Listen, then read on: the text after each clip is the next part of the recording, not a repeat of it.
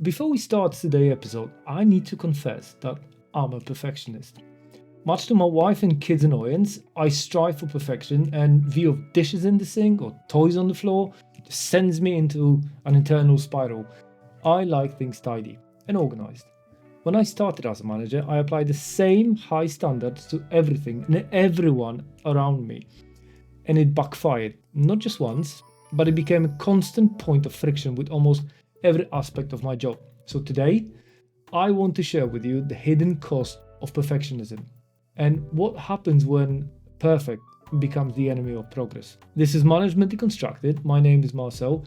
If you are new to this place, I'm a chartered manager with over 2 decades of mistakes and painful lessons, which now I am sharing with new and growing managers.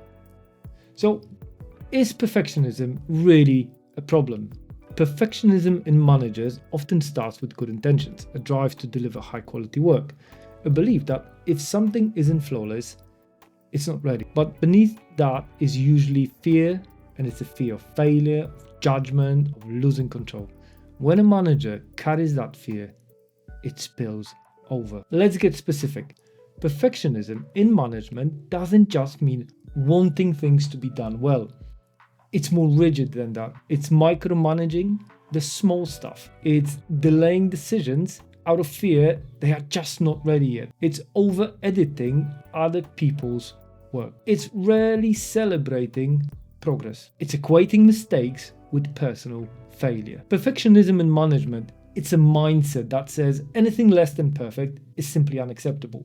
And that gets expensive. There is a tangible cost to the perfection. Perfectionistic managers often unknowingly create anxious environments.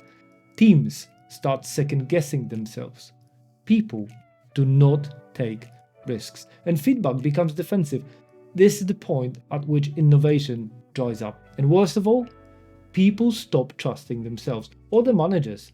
Because when nothing is ever good enough, why bother trying? And don't just trust me on that. Let's talk research. A 2018 meta-analysis by Harari and colleagues looked at perfectionism in leaders across multiple studies. What they found was clear. Perfectionistic traits were consistently linked to lower leadership effectiveness, poorer team satisfaction, and there's no surprise here, higher burnout. Interestingly, they broke perfectionism into 2 types: perfectionistic strivings and perfectionistic concerns. Now, the strivings, which is wanting to do well, weren't always harmful, but concerns, worrying about mistakes, fear of judgment, those were the traits that really damaged leadership outcomes. Let's talk about how it shows in a day-to-day setup, because perfectionism rarely screams. Sometimes it whispers. Now, in my experience, it's rewriting a report that someone else did just to tweak the tone. Maybe it's skipping a team win because the metrics weren't perfect. Maybe it's a culture where people start hiding mistakes because they know they won't be met with grace. Perfectionism trades speed for control. It trades trust for certainty. And it trades long-term growth for short-term appearances. Perfectionism trades away creativity, psychological safety, team autonomy, agility, resilience. And here's the hard reality. A perfectionistic manager might feel in control, but they often just bottlenecking the team. So what's the alternative? Just stop caring? Lower all the standards? Not at all. There is a healthy alternative called excellence. It takes all the best out of perfectionism and delivers healthier working environment. Let's look at both of them compared one to another. Perfectionism is rigid, excellence is flexible. Where there is a fear-driven performance, there is a purpose-driven performance and excellence. Micromanaging is replaced with empowering. Punishing mistakes becomes a lesson, and where perfectionism delay delivery, excellence focuses on progress. Healthy managers aim for excellence, but they're also realists. They know done is often better than perfect.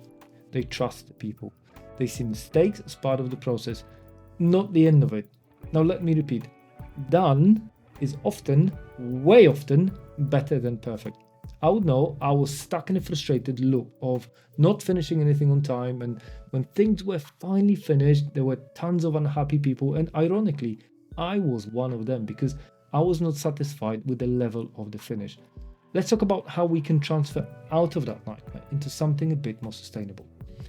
How do we let go of perfectionism? There are a few simple things that we can do.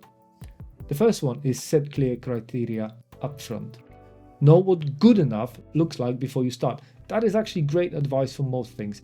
If you decide what good looks like, you will have a fantastic baseline. Celebrate progress. Don't forget about that. Normalize the draft mode where things can constantly improve. The third advice was the most difficult for me to let go, but once achieved, yielded so many positive outcomes.